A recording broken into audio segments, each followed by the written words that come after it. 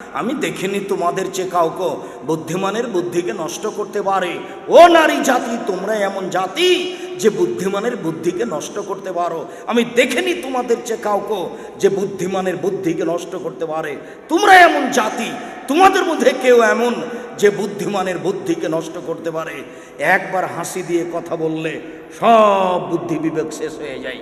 তাই তো রাসূল সাল্লাল্লাহু আলাইহি ওয়াসাল্লাম বলছেন, পৃথিবীর মানুষ হাত্তাকু দুনিয়া ওয়াত্তাকু নিসা, তোমরা মহিলা থেকে বেঁচে থাকো, পৃথিবী থেকে বেঁচে থাকো। পৃথিবীর মানুষ, তোমরা মহিলা থেকে বেঁচে থাকো, পৃথিবী থেকে বেঁচে থাকো। তাই রাসূল সাল্লাল্লাহু আলাইহি ওয়াসাল্লাম বলছেন, মা তারাকতু বাদি ফিতনাতান আযারুল রিজালা মিনান নিসায়ে, আমি ছাড়িনি কোনো বস্তু যেটা পুরুষের জন্য বেশি বিপজ্জনক হতে পারে নারীদের চেয়ে। নারী হচ্ছে পুরুষের জন্য সবচেয়ে বিপজ্জনক বস্তু।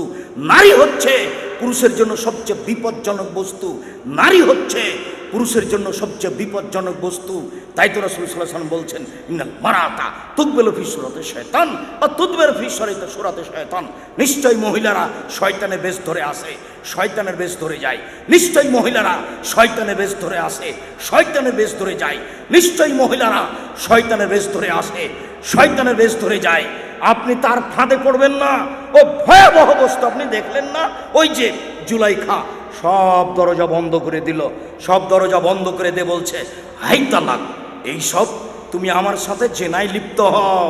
সব দরজা বন্ধ করে বলছে, এইসব তুমি আমার সাথে জেনায় লিপ্ত হও। তখন এইসব বলছেন, মাযাল্লাহ, আমি আল্লাহর কাছে আশ্রয় চাচ্ছি, ছি ছি ছি ছি ছি, আমি আল্লাহর কাছে আশ্রয় চাচ্ছি। এই বলে তিনি বের হওয়ার জন্য দৌড় দিলেন। পিছন দিক থেকে জুলাইখা জামা ধরে টানতে লাগলো, ছিঁড়ে হাতে থেকে গেল। তিনি বের হয়ে গেলেন, দরজা খুলে বের হয়েছিলেন তা বোঝা যায় না।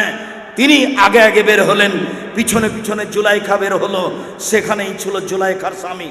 তিনজনে এক জায়গায়, জুলাইখা, এইসব, জুলাইখার স্বামী। চট করে জুলাইখা কথা পরিবর্তন করে দিল, দেখেন এই লোককে আপনি বাড়িতে রেখেছেন যে আপনার স্ত্রীর সাথে জেনা করতে চায়, আর আপনি একে বাড়িতে রেখেছেন এ আপনার স্ত্রীর সাথে জেনা করতে চায়। সাবধানে বোকা ছেলে, কোনোদিন মেয়ের পাল্লাতে পড়িও না, তোমাকে জাহান্নামে ঠেলে দিবে। এ দেখো ইউসুফের মতো মানুষকে বেকায়দায় ফেলে দিল।